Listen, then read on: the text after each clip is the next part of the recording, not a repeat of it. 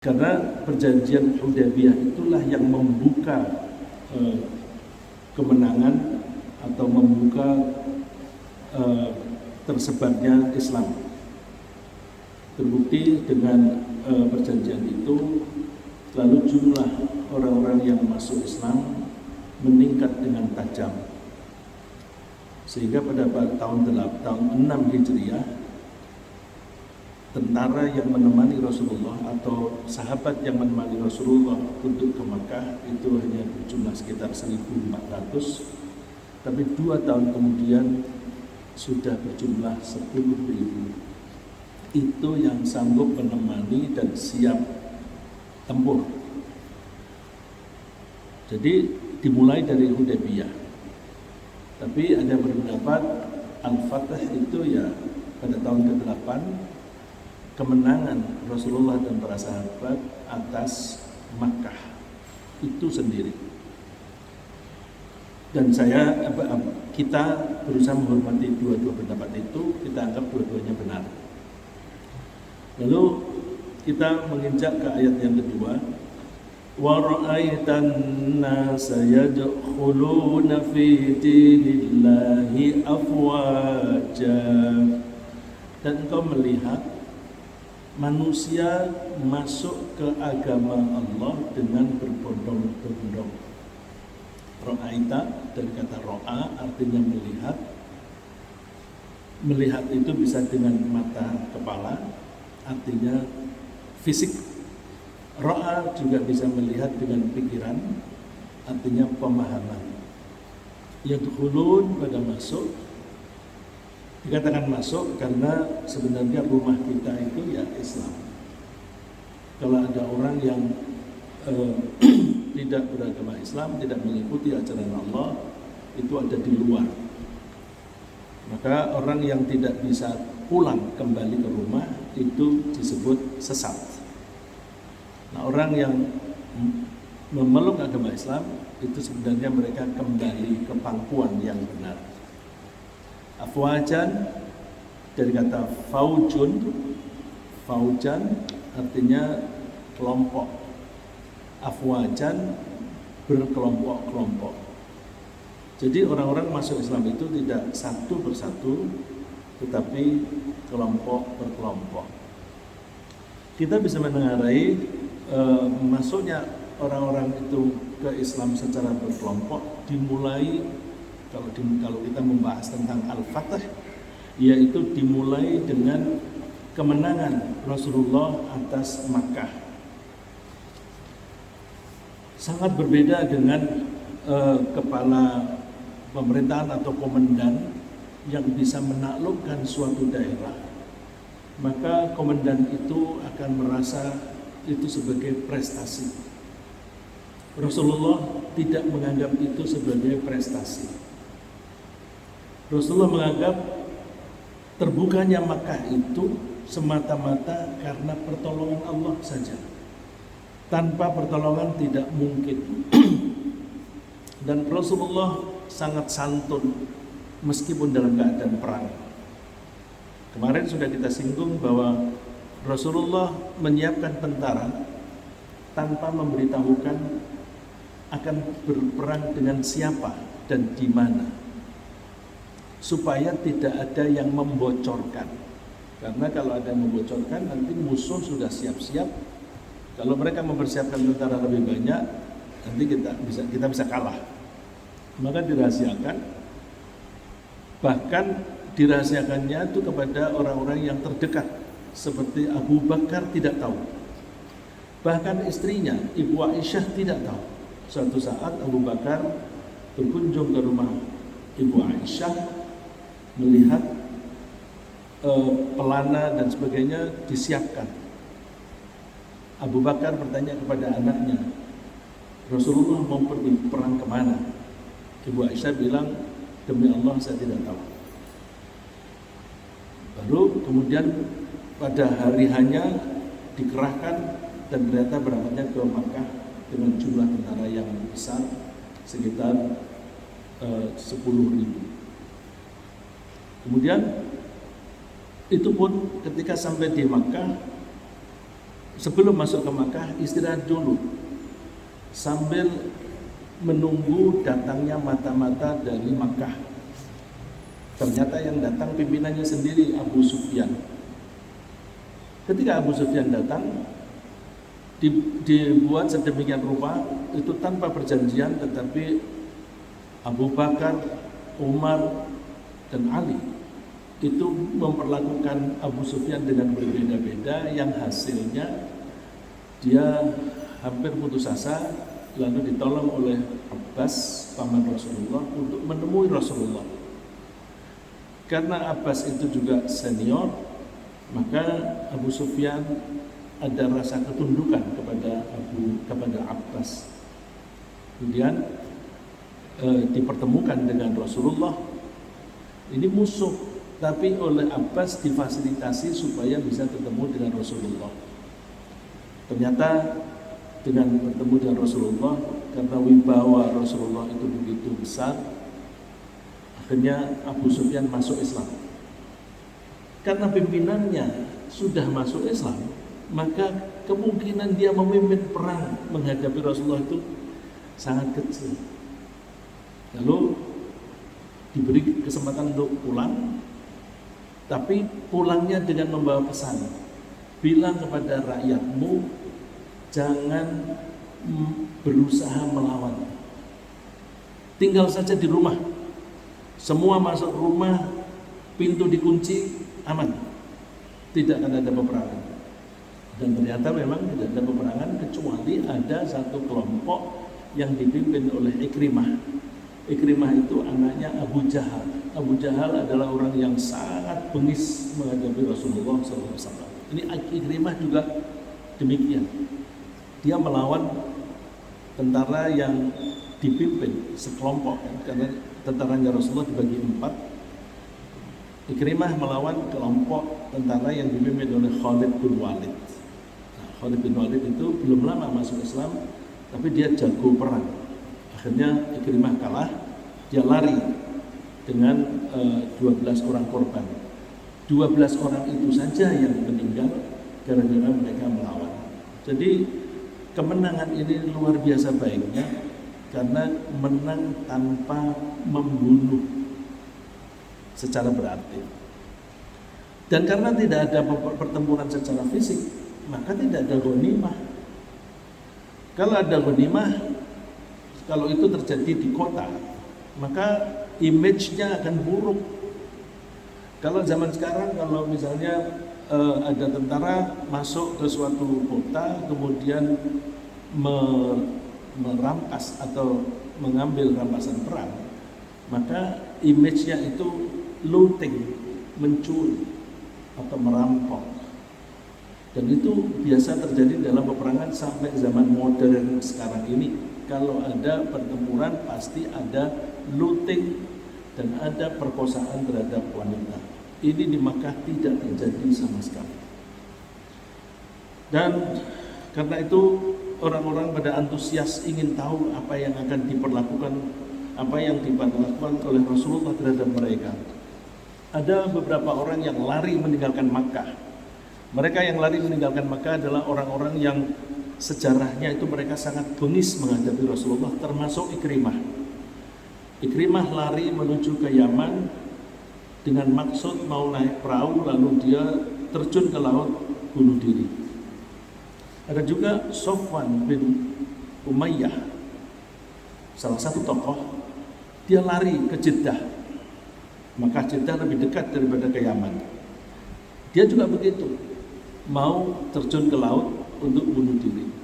Tapi oleh Rasulullah mereka diberi kesempatan, kalau mau kembali aman.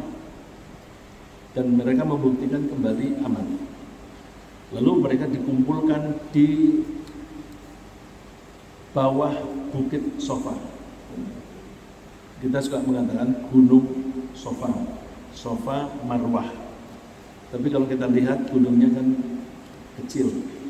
Nah, kita biasanya orang Indonesia kalau melihat gunung yang kecil kita menyebutnya bukit. Terserah mau mengatakan bukit atau gunung, itu hanya beda ukuran saja dan itu subjektif. Orang-orang dikumpulkan di situ, dan Rasulullah naik di atas sofa. Lalu Rasulullah memulai pidato itu dengan pertanyaan, "Ma tadhunnuna anni fa'ilun bikum?" Saudara-saudara sekalian, apa yang kalian perkirakan? Apa yang akan saya lakukan? Saya akan memperlakukan kalian apa? Kalau dengan pertanyaan itu kan cara yang sopan. Cara yang sopan. Jadi mereka diajak komunikasi tapi dengan cara yang sopan. Kenapa sopan? Karena pertanyaan itu memberi kemungkinan mereka untuk menjawab. Kalau untuk menjawab berarti mereka bisa mengemukakan pendapat. Lalu mereka menjawab, khairan akhun karim wa ibnu akhin karim. Tentu kebaikan, wahai saudara yang mulia dan anak dari saudara yang mulia. Jadi mereka mengakui karena sejarahnya mulai dari bayi kecil sampai dewasa Rasulullah itu ada di Makkah. Mereka mengetahui persis perilaku Rasulullah, akhlak Rasulullah dari kecil. Dan mereka juga mengetahui akhlak orang tuanya, bapak, ibu, kakek dan neneknya. Maka mereka memanggilnya akhun karim wa ibnu akhin karim. Wahai saudara yang mulia dan anak dari saudara yang mulia. Lalu Rasulullah mengatakan, saya akan menyampaikan kepada kalian apa yang dulu dikemukakan oleh saudara saya Yusuf. Beliau menyebutnya saudara saya Yusuf. Orang yang tidak suka kepada Islam, tidak tahu budaya Arab, mengatakan saudara. Nabi Muhammad itu kan anak tunggal, yang begitu lahir bapaknya sudah meninggal. Bagaimana dikatakan saudara? Saya menyebut demikian karena ada orang yang mempermasalahkan Al-Quran ketika orang-orang menyapa Ibu Maryam. Mereka, ini sedikit flashback tentang istilah saudara. Mereka mengatakan, Maryam, dari mana ini kamu bisa punya anak? Bapak ibumu itu orang baik. Ya ukhta Harun, mereka memanggilnya ya ukhta Harun. Ma kana abuki imra'a saw'in wa ma kanat ummuki baghiyah. Wahai saudara Harun, ini orang mempermasalahkan, mana di buku suci kami tidak ada cerita bahwa Maryam itu punya saudara namanya Harun. Oh enggak begitu.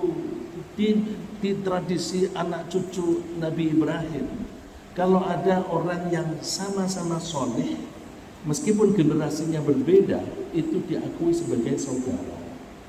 Sebagaimana Rasulullah pernah mengatakan ketika Rasulullah menangkap seorang jin, kemudian beliau bermaksud akan mengikat jin itu.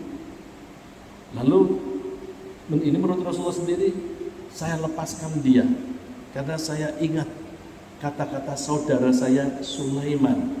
Nah, Nabi Sulaiman itu sama-sama orang soleh. Saudara saya Sulaiman. Karena Nabi Sulaiman itu doanya kepada Allah, Tuhan berilah aku kekuasaan yang tidak layak bagi orang-orang sesudah saya seorang pun. Jadi doanya Nabi Sulaiman itu minta kekuasaan yang luar biasa, yang tidak akan pernah diberikan kepada siapapun setelah dia. Kalau Rasulullah itu mengikat jin, berarti dia menyaingi Nabi Sulaiman. Ini tawaduknya, tata keramanya Rasulullah SAW kepada Allah, itu sampai tidak mau menyaingi Nabi Sulaiman. Itu menyebutnya akhun. Oleh karena itu Rasulullah mengatakan, aku akan menyampaikan kepada kalian seperti apa yang disampaikan oleh saudara saya Yusuf. Nabi Yusuf itu waktu kecil dibuang oleh kakak-kakaknya. Lumayan dibuang karena semula rencananya akan dibunuh. Kemudian ditemukan oleh pedagang, dibawa ke Mesir. Sampai di Mesir dijual dan seterusnya dan seterusnya. Kemudian ketika dewasa, dan Nabi Yusuf mendapatkan jabatan yang bagus di Mesir, kakak-kakaknya datang ke Mesir karena ingin membeli gandum atau bahan makanan. Lalu setelah mereka mengetahui bahwa anta Yusuf, apakah engkau Yusuf? Nabi Yusuf menjawab, ana Yusuf wa hadha akhi qad manna Allahu alaina. Ya, saya Yusuf dan ini saudaraku Bunyamin. Allah telah memberi karunia kepada kami. Terus ketika mereka mengaku, wah, ternyata kami telah berbuat kesalahan. Mengaku mereka berbuat salah. Tapi Nabi Yusuf menjawabnya, la tathriba alaikumul yaum. Gak ada cercaan, gak ada dendam bagi kalian. Jadi Nabi Yusuf sama sekali tidak ada sakit hati telah diperlakukan demikian oleh kakak-kakaknya. Bukan hanya memaafkan, bahkan Nabi Yusuf itu memohonkan kepada Allah supaya Allah memaafkan kakak-kakaknya. Yaghfirullahu lakum. Kalimat ini persis seperti yang diucapkan oleh Nabi Yusuf di hadapan kakak-kakaknya. Dan ini disampaikan oleh Nabi Muhammad di hadapan orang-orang kafir Makkah yang dulu menyiksa orang-orang Islam dan bahkan mereka terusir. La tathriba alaikumul yaum. Gak ada cercaan, gak ada dendam terhadap kalian. Al-yaum pada hari ini. Yaghfirullahu lakum. Bahkan Rasulullah mendoakan semoga Allah mengampuni kalian. Adem mereka. Karena mereka merasa adem, lalu mereka berbondong-bondong masuk Islam. Termasuk orang-orang yang dulu tokohnya memusuhi dia, termasuk wanita yang menyuruh seorang budak membunuh Hamzah di perang Uhud. Setelah terbunuh, lalu dia mengambil jantungnya untuk dikunyah-kunyah. Itu istrinya Abu Sufyan. Dia pun masuk Islam. Lalu dikumpulkanlah mereka di bawah sofa itu. Ini keterangan dari Ibnu Jarir. Thumma ijtama'a an-nasu bi Makkah li bai'ati Rasulillah sallallahu alaihi wasallam 'ala al-Islam. Mereka berkumpul untuk membaiat, bersumpah kepada Rasulullah, bersumpah untuk mengikuti ajaran agama Islam. Tunduk. Fajalasa lahum 'ala sofa. Lalu Rasulullah duduk-duduk di atas bukit sofa. Wa Umar bin Khattab asfala min majlisih. Umar bin Khattab duduk di bawahnya. Karena Umar Khattab mewakili Rasulullah untuk halayak wanita. Fa khadha 'ala an-nas as-sam'a wa ta'ah lillah wa rasulihi fi mastata'u. Sumpah mereka adalah bahwa mereka akan mendengarkan dengan baik, akan mentaati Allah dan Rasulnya sekuat mereka, sebisa mereka. Lalu setelah Rasulullah membaiat para laki-laki, falamma faragha min bai'atir rijal bay'an nas. Lalu beliau membaiat para wanita. Ketika membaiat para wanita, Rasulullah dibantu oleh Umar bin Khattab. Nah, di situ ada sedikit dialog yang kalau kita membaca betapa luar biasa Rasulullah itu pemaaf. Di situ hadir pula istri Muawiyah, istri Abu Sufyan. Terus ketika hadir di situ dia berusaha untuk menyamar, pakaiannya ditutup mukanya, dan dia berusaha untuk tidak dikenali. Nah, ketika Rasulullah kemudian dilanjutkan oleh Umar, artinya Umar yang teriak dengan keras bahwa para wanita jangan sekali-sekali menyekutukan Allah. Nah, itu isinya itu bisa kita baca di akhir surat Al-Mumtahanah. Allah yusyrikna billah, tidak menyekutukan Allah. Wa alla yasriqna, dan tidak mencuri. Ketika Rasulullah mengatakan, "Hai para wanita, kalian jangan mencuri." Ada wanita yang nyeletuk.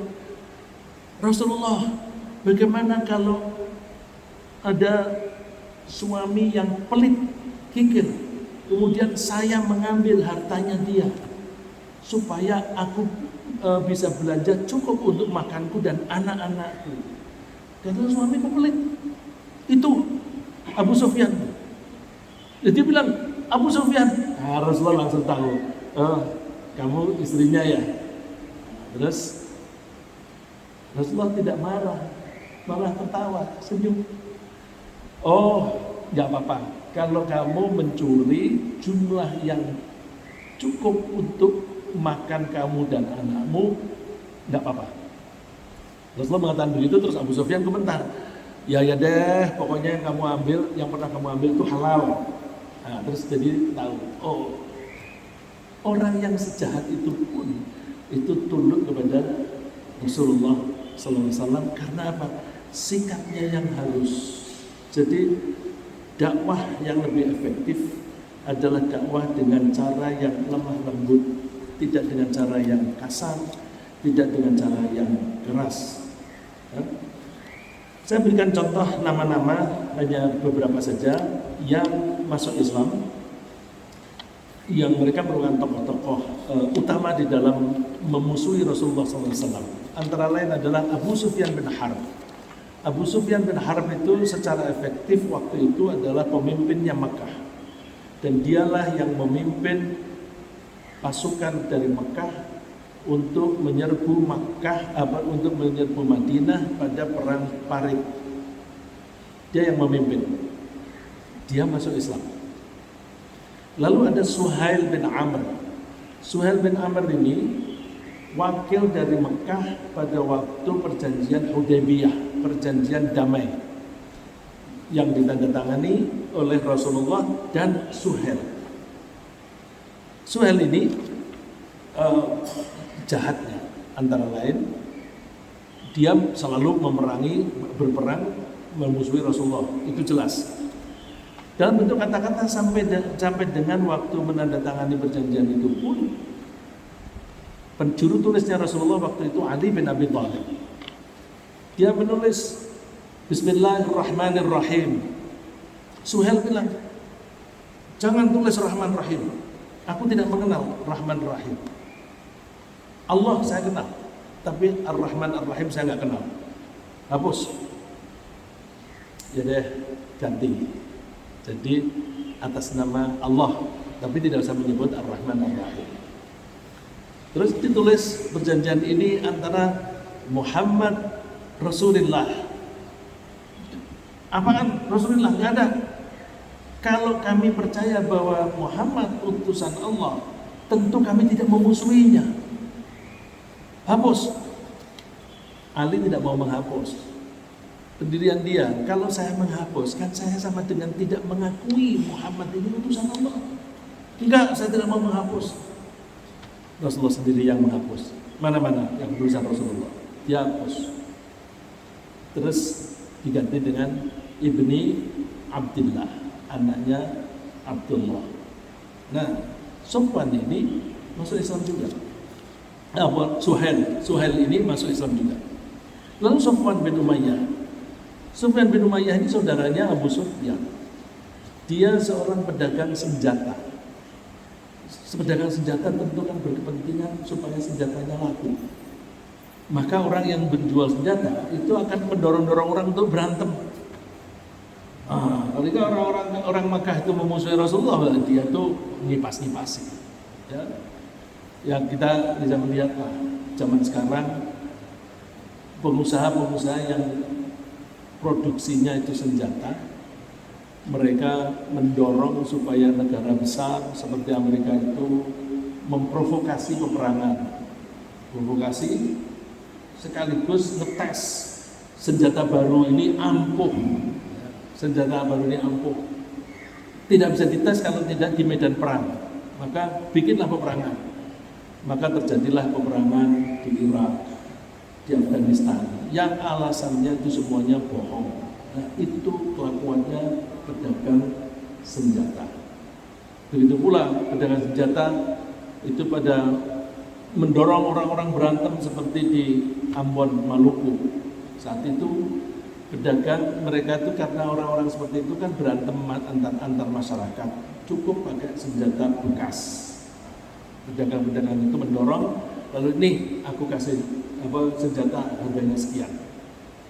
Nah, Sofwan ini pedagang dan Rasulullah itu luar biasa. Begitu Makkah itu tunduk, Sofyan masih kafir. Dia minta waktu kepada Rasulullah untuk mempertimbangkan masuk Islam, kasih 2 bulan deh. Rasulullah jawabnya, oke, aku kasih waktu 4 bulan. Pikir-pikir untuk masuk Islam. Terus Rasulullah pinjem, boleh nggak aku pinjem pedang dan baju besimu? Ghosab ya, ghosab itu istilahnya merampas atau mencuri atau meminjam tanpa izin. Tapi dia istilahnya ghosab. Ghosabkah? Rasulullah mengatakan bukan. Musta'arah madmunah, pinjaman yang dijamin. Jadi kalau ada yang rusak nanti diganti, kalau ada yang hilang juga diganti. Lalu pinjam 100 pasang. Jadi pinjam senjata dari musuh waktu itu untuk menghadapi orang-orang Taif. Karena orang Taif itu sejarahnya dulu kan waktu Rasulullah masih baru-baru mendapatkan wahyu, mencoba berdakwah ke Taif, tapi oleh anak-anak muda Rasulullah dilempari. Jadi memang Taif itu memusuhi Rasulullah mulai dari dulu. Begitu Rasulullah bisa menundukkan Makkah, Taif khawatir nanti jangan-jangan merambat ke Taif. Nah, sebelum merambat ke Taif, mereka mengerahkan tentara dengan jumlah kira-kira 30.000 tentara untuk menyerbu Rasulullah mumpung masih di Mekah. Jarak antara Taif dan Mekah itu tidak jauh. Nah, untuk menghadapi itu Rasulullah minjem senjata dari Sofwan. Terus terjadilah perang yang disebut perang Hunain. Ya, kembali ke Sofwan ini adalah tokoh yang sangat memusuhi Rasulullah. Begitu pula Ikrimah. Ikrimah ini anaknya Abu Jahal. Ketika Rasulullah masuk ke Makkah itu tentaranya dibagi 4. Yang satu dipimpin Khalid bin Walid, yang satu dipimpin oleh Zubair bin Awam, yang satu dipimpin oleh Abu Ubaidah, dan yang satu lagi oleh Ubadah. Nah, pintu masuk timur laut Makkah itu dipimpin oleh Khalid bin Walid. Di situ disambut oleh Ikrimah untuk melawan tentara itu. Padahal Abu Sufyan sudah memerintahkan jangan ada perlawanan. Silakan kalian semua masuk rumah dan kunci pintu. Atau boleh masuk ke masjid, atau boleh masuk ke rumahku, rumah Abu Sufyan. Nanti kalian aman. Nah, Ikrimah ini tetap membangkang, dia melawan. Nah, ketika dia kalah, lalu dia lari ke Yaman. Istrinya tinggal di Mekah, langsung masuk Islam. Lalu istrinya minta izin kepada Rasulullah. Rasulullah, apakah Ikrimah kalau kembali diberi keamanan? Dia sekarang sedang menuju ke Yaman untuk bunuh diri. Rasulullah menjawab, aman, boleh, asal dia tidak melawan. Istrinya lalu menyusul ke Yaman. Dia ditemani oleh budaknya. Sampai di perjalanan dia mau diperkosa oleh budaknya. Tapi dia selamat karena ada muncul orang-orang setempat, lalu dia dibelai. Lalu terus sampai ke Yaman. Suaminya itu sedang masuk ke perahu. Ngapain? Ayo pulang. Rasulullah sudah mengizinkan kamu pulang, kamu aman. Dia nggak percaya. Masa? Aku kan sangat memusuhi. Iya, aku sudah mendapatkan izin dari Rasulullah. Terus dia pulang sampai di jalan. Kenapa kok kamu memperlakukan budakmu seperti itu? Iya, dia berusaha memperkosa saya, lalu dibunuh di jalan. Akhirnya sampai ke Mekah, dia menyatakan masuk Islam dan dia bertanya, apa yang engkau kehendaki dariku Rasulullah? Dia bilang, cukuplah akui bahwa Allah tidak ada Tuhan selain Allah dan Muhammad adalah utusan Allah. Terus dia membaca syahadat dan dipegang dadanya. Masya Allah, begitu dipegang dadanya udah adem dia. Lalu dia bersumpah, aku dulu selalu memusuhi Islam. Mulai sekarang aku akan mengerahkan double tenagaku untuk membela Islam. Dan aku dulu banyak mengeluarkan biaya untuk memusuhi Islam. Mulai sekarang saya akan rela mengeluarkan 2 kali lipat biaya untuk membela Islam. Lalu dia terus bergabung dengan Rasulullah, bahkan perang Hunain dia ikut bergabung dan dia wafatnya pun di waktu perang. Jadi mati syahid, insya Allah. Ya. Itu kematian Ikrimah ini agak agak menimbulkan iba karena ada 3 orang yang terluka di dalam perang, darah banyak keluar dan mereka haus sekali, lalu minta air, ada yang memberi air jumlahnya sedikit. Ketika salah satu di antara 3 itu mau minum, yang lain melirik. Begitu dilirik, kamu aja deh. Yang ini mau minum, dilirik yang lain, kamu aja deh. Ini air muter bertiga. Sampai mereka tidak ada yang minum satupun, mereka mati kehausan. Itu salah satunya adalah Ikrimah. Jadi orang yang tadinya bunis kepada Islam itu menjadi pembela Islam. Lalu Fadalah bin Umair ini sampai detik-detik terakhir itu akan membunuh Rasulullah.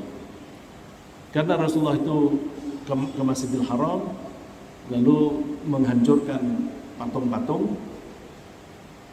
Fadalah ini bersembunyi di atap Ka'bah. Lalu Rasulullah melihat, Fadalah, ngapain kamu? La syai'a, enggak apa-apa kok. Rasulullah terus dia baca syahadat. Nah, kalau tokoh-tokohnya sudah masuk Islam, maka orang-orang yang lain itu lalu mengikuti. Nah, inilah yang disebut yadkhuluna fi dinillahi afwaja. Hasil dari itu berarti kan sukses. Sukses dakwahnya Rasulullah mulai dari awal sampai selama 13 tahun selama 10 tahun berada di Madinah, selalu diserbu dan menghadapi peperangan. Jadi perangnya bukan karena Rasulullah itu agresif, tetapi karena membela diri. Lalu suruh apa? Kalau mendapatkan pertolongan Allah semacam itu, perintah Allah, fasabbih bihamdi rabbika wastaghfir. Nah, 3 hal ini adalah cara kita bersyukur. Kita selama ini bersyukur hanya dengan mengucapkan alhamdulillah. Habis makan, alhamdulillah. Padahal mana lebih baik kita bersyukur sebelum makan atau setelah makan? Umumnya kita alhamdulillah setelah selesai makan. Tapi kalau kita lihat teman-teman kita yang Kristen, mereka bersyukurnya sebelum makan atau setelah makan? Sebelum makan itu mereka sudah berdoa, berterima kasih kepada Allah. Kenapa kita kalah dengan mereka? Kenapa mereka tuh bisa bersyukur sebelum makan? Loh kan bersyukur itu kan setelah kita mendapatkan kenikmatan. Coba kalau tidak ada makanan yang tersaji di meja, kita bisa makan enggak? Untuk ada nasi, ada lauk, ada sayur, siapa yang menciptakan beras? Siapa yang menciptakan sayur? Siapa yang menciptakan binatang sehingga dagingnya makin banyak terus kita makan? Begitu disuguhkan di meja, mestinya kita bersyukur. Alhamdulillah, terima kasih Allah, Engkau telah memberi kami rezeki sebaya ini. Jadi bersyukur itu mestinya sebelum makan. Jadi kita lebih maju atau kalah dibanding dengan teman-teman yang Kristen? Kita jangan kalah dong, kita kan pakai Quran. Al-Quran itu mengajarkan kita i'malu ala Dawuda syukra. Kita disuruh berbuat apapun dalam rangka berterima kasih. Jadi kita makan itu dalam rangka terima kasih. Terima kasih apa? Tidak hanya makanan ini, bahwa kita diberi oleh Allah kehidupan, diberi kesehatan. Alhamdulillah, terima kasih. Terus kita makan, ya Allah, karena Engkau telah memberi aku kehidupan dan kesehatan, saya bersyukur dengan cara saya merawat pemberianmu. Engkau memberi saya badan yang sehat, saya akan merawat dengan cara makan. Jadi makan ini bagian dari syukur. Coba kalau ingin membuktikan habis ini, nanti kalau kita makan-makan apa di rumah atau nanti di situ, makan dan minum, sebelum makan dan minum bersyukur dulu. Mana lebih nikmat dibanding yang bersyukurnya belakangan? Lebih nikmat dan enak rasanya kalau kita bersyukur lebih dulu. Jadi Al-Quran juga mengajarkan kita bersyukur dulu ketika kita sholat. Assalamualaikum warahmatullahi wabarakatuh. Assalamualaikum warahmatullahi wabarakatuh. Ada di antara kita bilang Alhamdulillah. Salah nggak? Nggak apa-apa sih, nggak apa-apa. Tapi pola pikirnya kalau Alhamdulillah itu kan Alhamdulillah aku bisa melaksanakan perintah Allah. Salah nggak? Ya, enggak. Tapi lebih bagus sebelum sholat. Ya Allah, terima kasih Allah, Engkau telah memberi aku sehat, Engkau memberi aku hidayah, sehingga aku bersedia untuk sholat. Kalau Engkau tidak memberi hidayah, celaka saya dunia dan akhirat. Oleh karena itu saya bersyukur dengan cara sholat. Nah, berarti sholat itu dalam rangka bersyukur. Syukurnya di situ. Terus setelah salat, astagfirullah. Loh, sudah sholat kok minta ampun. Iya, macam-macam, antara lain jangan-jangan kualitas sholatku tidak memadai, tidak qualified seperti yang diharapkan, kurang khusyuk lah atau apa begitu, maka kita mohon ampun kepada Allah kalau mutunya masih belum memadai dan seterusnya. Nah, oleh karena itu bersyukur itu tidak cukup hanya mengatakan alhamdulillah. Di sini perintah Allah ada 3. Fasabbih, bertasbih. Bertasbih, kita itu sudah terbiasa dengan mengatakan namanya zikir itu mengucapkan. Karena mengucapkan maka zikir itu ya bilang subhanallah atau alhamdulillah. Padahal namanya zikir itu justru di pikiran dan di hati. Karena zikir itu artinya ingat. Ingat itu di pikiran dan di hati. Cuma kita seringkali tidak bisa berpikir, tidak bisa merasakan di hati kalau tidak dibantu lisan. Oleh karena itu lisan kita itu membantu hati kita. Alhamdulillah. Ya, kalau mau membuktikan bahwa lisan kita itu sangat membantu pikiran, Bapak-bapak kalau ngitung duit 1, 2, 3, 4, 5 suka mulutnya bunyi nggak? 1, 2, 3, 4, 5 1, 2, 3, 4, 5, 10, 20 dan sebagainya. Mulutnya bunyi kan? Sebenarnya kan yang penting pikirannya. Oh ini 10, ini 10, ini 10. Tapi kenapa bilang 1, 2, 3? Itu pun nggak bisa ngomong pakai bahasa. Kalau orang yang dilahirkan di Jawa, dibesarkan di Jawa, nggak bisa bilang 1, 2, 3. Jiro lupa. Orang Sunda juga begitu. Ya. Kembali ke bahasa masing-masing. Nah, itu oleh karena itu kita bertasbih ketika kita itu mengucapkan kalimat itu hanya tuntunan supaya bisa sampai di hati. Kemudian memuji Allah dan mohon ampun kepada Allah. Insya Allah ini nanti kita teruskan lagi sekarang karena lampunya mati. Ya, kita sementara sampai di sini dan kebetulan juga sudah syuruk. Insya Allah di pertemuan yang akan datang kita bahas lebih lanjut. Barangkali ada pertanyaan, silakan Bapak-bapak.